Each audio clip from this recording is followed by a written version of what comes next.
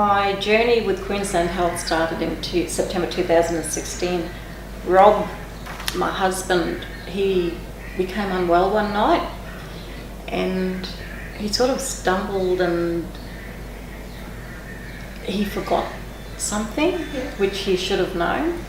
Like, we both work, Rob and I, and this was a weeknight. He was sitting at the computer and he just felt a bit off, and so I was watching him and I knew there was something wrong just with the way he was talking, so we rang the ambulance straight away. He just got steadily worse and worse, and actually he was out. He was on a respirator and we didn't know what was going on with him. A healthy man in his early 50s, healthy as, and this happened, and he ended up in ICU for those couple of nights, and then he came good, and the doctors sent us home.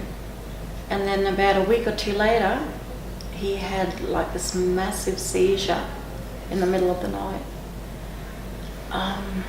So again, ambulance, up to ED, again ICU. They ran all these tests on him, and the only thing they could find was, and I'm sure he won't mind me telling his story, the only thing that kept on coming up was like low potassium levels. So that was all we could find. We'd go to work in the mornings, by lunchtime I'd get a phone call, can you come and pick me up, Faye, I'm not well. And so for 6 months this went on, and the ambos knew us because we were ringing the ambulance all the time, getting taken up to the hospital. And they just couldn't work out what was wrong with him. They'd done CAT scans, they'd done an MRI, sent us to Townsville, and they couldn't find anything. And he steadily just went downhill over a 6-month period. He was going up to the hospital every week to get blood taken, and the results would be going to ED, and then we'd go up on a Monday to find out what the results were for his potassium levels. And they'd say, oh no, he's right, just go home, give him bananas, rah-de-rah, go and see your GP. So we were following their advice to the T, going to the GP, and we were retelling our story, because every time we went to ED, there was a different doctor over the 6-month period. And Rob, they put him on seizure tablets. I'm getting confused now, it's been that long. Anyway, they put him on all these tablets. He was starting to take heaps of tablets. He still had his own normal tablets that he'd been taking for chronic illness. Then he was just getting steadily worse.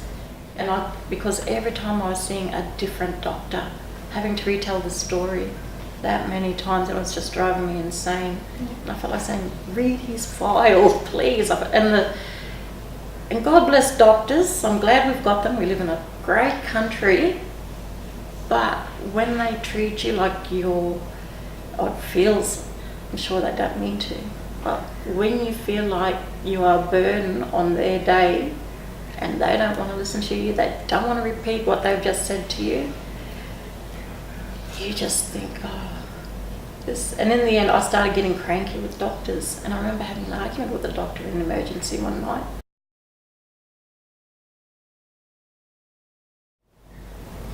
You never said much, you just listened to.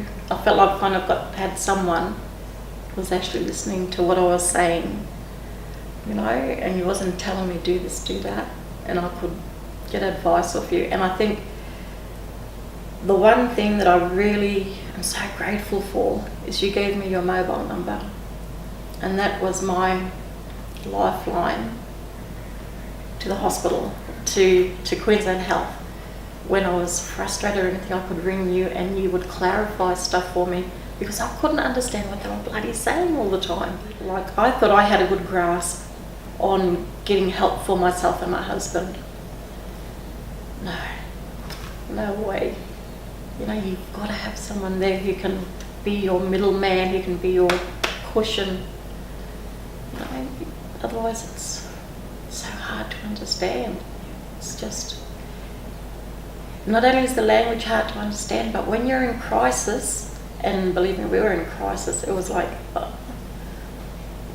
all you hear is the word cancer. Only got a week or two to live, you know, and that's right at the real spiky end of it. So it's hard, it really is. I remember when like I said, like for 6 months we were going back and forth between ED, and it wasn't until March 2017 that we finally found out what was wrong with Rob. And of course it all happened over the weekend. So on Monday morning I was quickly ringing our bosses saying, we can't come into work, Rob's not well, this is what's happened. And then I rang Gia after I rang the bosses, and I remember didn't know what to do, and I think that's when I finally broke down. Like the whole time I was holding myself up, rang you, and you received my foul mouth, which I hated. I hated myself because you, like I said, you was my lighthouse. But I had to vent to somebody, and you let me do that at that time. And one of the things I remember, Gia, was like you could see the rough road that we were going to be, our journey. I didn't. I was in denial. And I remember you telling me, oh, you've got to get that authority done, Faye. And I was thinking, I'm not going to get no authority because my husband's not going nowhere in my head. And I kept on putting it off.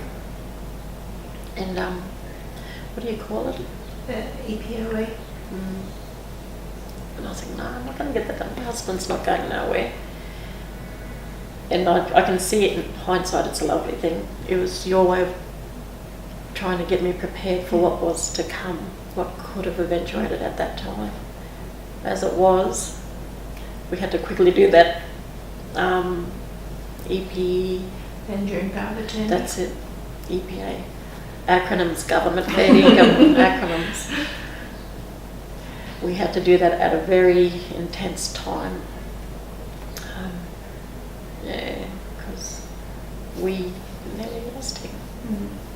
And you could see the road that we were going through, and I think when we came home after Rob had all his operations, and we was just living day by day, but seeing the same person, God, I don't know if people realise the benefits of having that one person who knows your story from the get-go, how much it can help. It's just, so you don't have to repeat yourself, and you know that they will go and have a talk to the doctors and that, and you know that they've got your back, sort of thing, you know. Yeah. And will speak up for us. Because you just see so many doctors, and you don't get tired of telling the same story. Well, you do, but you miss out on important bits of information that they may need. And having someone like yourself who can fill in those gaps that they can see that we've missed means so much. It really does.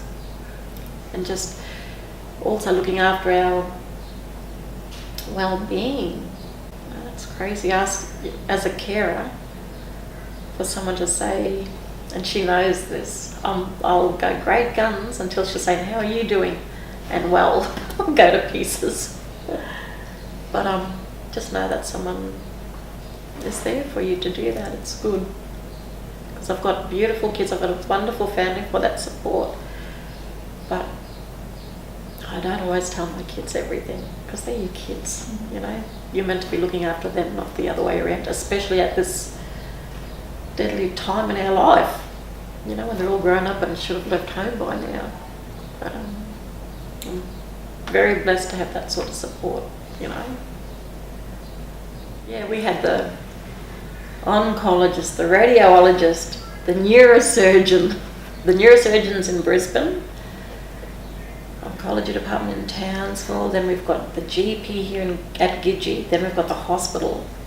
So you've got to be talking to all these different people, but having Gia just bring up, oh, I've got an appointment, come in and sit in there. Like I said, she knows our story, and I know that she'll go back and talk to doctors, not behind our back, but to tell our story, make sure that we get things right. There were times when I didn't even know our travel schedule. I had to ring you up, oh, because it's like 2017, we were just on planes all the time. And, you know, commercial plane, RFDS plane. It's crazy. I didn't know where I was going to be, but I knew I could ring you and talk to you at any given time. But just having, like I said, just having you in the middle, knowing all the things that need to be done, giving me reminders about things, texting. God, that's so helpful. I don't know if you realise how helpful that is. I now know what it's like to have wraparound services, yous coming out to us, and it was beautiful. It wasn't intrusive, the way yous came out and sat down and talked, and it wasn't like yous were always in a hurry. Although I'm sure yous had a million and one things in the back of your head where you could have been, but yous made us your priority. That's how we felt. Like you come and see me, you ring me up, you know. So good. My little lighthouse. I like that. Yeah. Like you're in the middle, while I'm out in stormy seas, and that's what it feels like. Like you're out to sea and you just don't know what you're doing. You don't. You're talking medicine, you're talking about medications, and you're talking about things you've got no idea. You know? You try to make it sound like you know what you're doing, but you don't. So it's good to have you there. You can then interpret what I'm saying to the doctors. Oh. But you're almost like the big sister. You know, like, I'm sure it's in other families, but in our culture there's always like a big sister or an aunt who like takes control of things and looks after you. Yeah. So it was almost like having a big sister Yeah. there to talk for me. Because in my family, I'm the eldest in my family, and usually I'm the one there going to medical appointments and stuff. Yeah. But that's what that's like too. Yeah, very grateful. I don't know if you realise how grateful I am. Yeah, it looks good.